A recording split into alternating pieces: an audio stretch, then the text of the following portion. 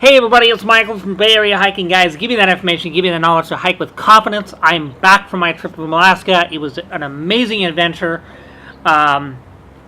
So I am so thrilled to continue these videos and get back at it again. Alrighty, so in this video we're going to be talking about the benefits of mint and peppermint and all that good stuff and how it benefits you on your hikes.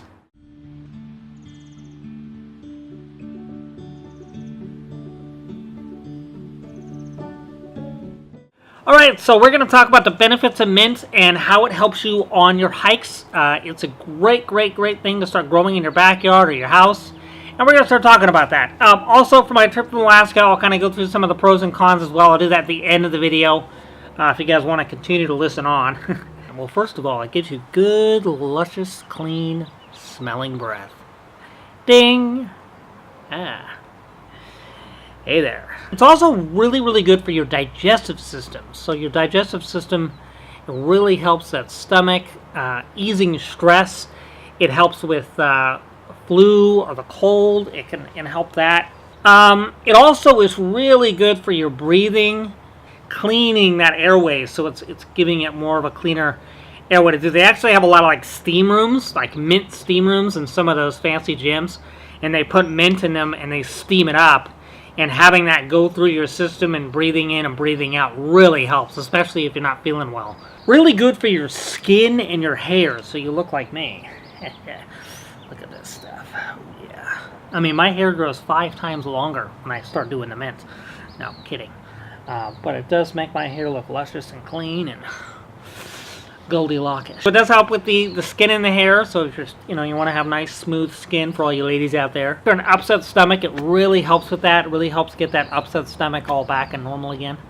It definitely helps benefit, but also helps with the diabetes and high blood pressure as well. Now what I like to do is I'll take the mint and I'll put it inside my reservoir, fresh mint. I'll wash it out, put it inside my reservoir, and I'll drink it. So not only do I have a little flavor, I've also got something that's helping with my air passageway and clearing that out, and just makes it for an easier hike. But I put it in my hydro flask sometimes. Fantastic. The one thing you want to consider is if you do put it in your hydro flask, or you do put it in your reservoir, you only want to leave it in there for about 2 days. Otherwise, it starts turning into the swamp man. Really, I'm looking at my dogs and making a weird face. Really cool benefit. It's just something to definitely start growing in your backyard. Now, do you have to have a green thumb? Do you have to be Martha Stewart? Do you have to know about horticulture? No, you don't. You don't have to be Martha Stewart. You don't have to be a horticulture professional. You don't have to be better than the neighbor. You don't have to know how to use your hands properly. You don't have to be really good with a shovel. You don't have to know how to use fertilizer. The list goes on. You don't really because honestly, to tell you the truth, it's kind of really invasive. It's kind of like a Viking disembarking on an island.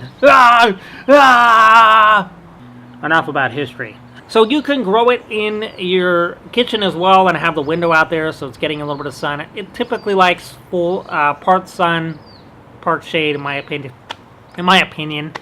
But, nature always finds a way to prove us wrong. And then you can harvest it. Now, you typically don't want to harvest it from the mother plant if you can get around that, or the mother ship for all you sci-fi adventure folks. The mother plant's the main plant, the biggest plant of the bunch. That's the one that's helping reproduce. You take the leaves right off and you snip. You get your leaf right there. Boom. Wash it off. Put it in the water. Make a tea out of it, and you're really into that. I'm sure there's tons of videos on YouTube about how to do that. And smells so inviting and makes your teeth minty fresh. Hey now. Well, I grow blueberries and other good stuff, but, I like to have those things too. I don't want to just have mint, even though I have 5 different types of mint in my backyard. Okay, so those are the benefits of mint. I suggest you get some, or you can buy it from the store too.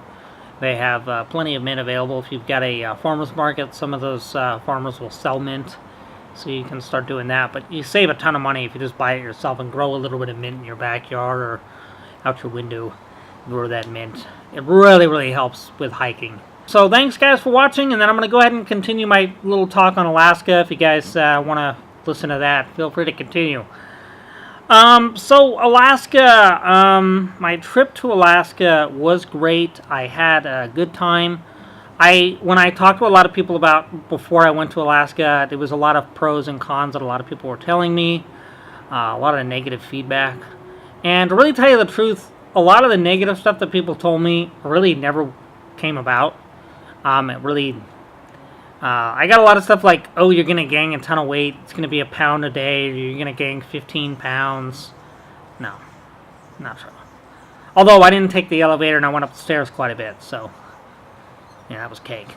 There are a lot of stuff like when it's rough seas, you're gonna vomit. You're gonna get seasick quite a bit. Being on the seas too much, that wasn't a problem. I've been a sailor all my life. No, my knowledge in cruise ships is, and ships in general and all that stuff is, well, it goes as far back as the Pirates of the Caribbean. But I did have a good time, and I never felt sick in any kind. And I've been on like 6 to 7 foot sailboats in San Francisco Bay, so during rough seas, not a big deal. And it was good. There was a lot of other things that were really beneficial. I mean, it was just a way. I kind of felt that it was more like a way to kind of like wine tasting. You're getting a little taste of the wine. It's kind of like that, although I'm not a wine drinker. But you're kind of getting a tasting of where the port is, or where the environment, or what city or town you're in, and getting a little tasting of it. So if you really want to fully get the full experience of that particular port, you want to fly there. Because you're only there for a short amount of time. So it did feel kind of rushed at times. And there wasn't a lot of adventure folks like myself on the ship, although then there was. I did meet some really awesome folks. Yeah, a guy named Lloyd and a girl named Samantha. They were a lovely couple. I really enjoyed the time that I spent with them. We spent a lot of time together because we kind of seemed like we were the only people on the ship that weren't playing bingo. You know what I mean? We were kind of the younger group on the ship, although there was some younger people on the ship, but there wasn't a lot. We kept running into each other, so we established a pretty large relationship. Me, my wife, and them as well, and we went out to eat a lot, all of us together, and just conversed about our relationship and ourselves and who we are as people. We had some really deep conversations too, so that was fun. I did have a really good time. Would I recommend it for adventure folks like yourself? Yes and no. You don't get to spend a lot of time in the port. You are on a ship all day long.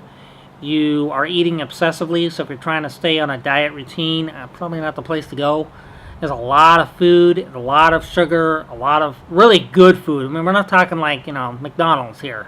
So it was available from 5 a.m. to 11:30 p.m. And it's really good food and coffee and anything you can think of. So that was a nice benefit, but also something you need to take in consideration. But they had pools and a workout center so you can keep in shape. I tended to go up the stairs quite a bit.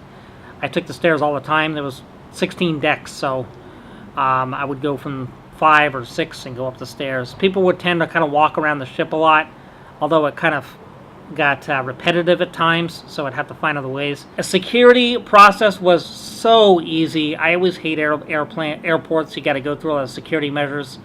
Homeland Security is so much fun. It's like trying to get into the land of Oz. Sometimes, it's very personal. And you got to take everything off. You got to take your shoes off. You got to take your belt off. Hell, if they think you're a convict or some criminal, they might even have you take everything off. But on the cruise line, it's not like that at all. I didn't have to take my belt off or my shoes off. It was in and out. They were so friendly, so nice. I didn't have that, getting together for Thanksgiving with the in-laws without the love border experience at all. It was not interrogation. It didn't make you feel like you were unwelcome or that you were a bad person. And even when we get back on the ship, we'd have to go through security again, and it was a very quick, easy process. And when I went into Canada, I thought, okay, well, now that we're in a different country, it might be different. God, let me tell you about the Canadians. There are some awesome people in Canada. Hello, good morning, how are you? Almost everybody that was from Canada that was passing by as I was trying to get to their, downtown or their Fisherman Wharf was so friendly. Thanks for coming. Thanks for stopping by. Even the security, the police, just hello, how you doing? Good morning. Yeah. So I'll try to do a video about it again. If you guys want to have like video footages and stuff, let me know. I do have some of that, but I don't want to bore you guys. Plus, it's opposite of what we do. So I don't want to really do too much about the Alaska trip because it's not really about Bay Area hiking guides. As far as the grizzly bears go, I didn't see any. Unfortunately, I didn't even see any black bears. Usually every time I go to Tahoe, I run into a black bear. So that was kind of a bummer. I saw a lot of whales, some orcas and humpback whales. They were kind of guiding us into, right along the ship. It was kind of cool. It was like they were welcoming us into Alaska. Thank you. Have a good one.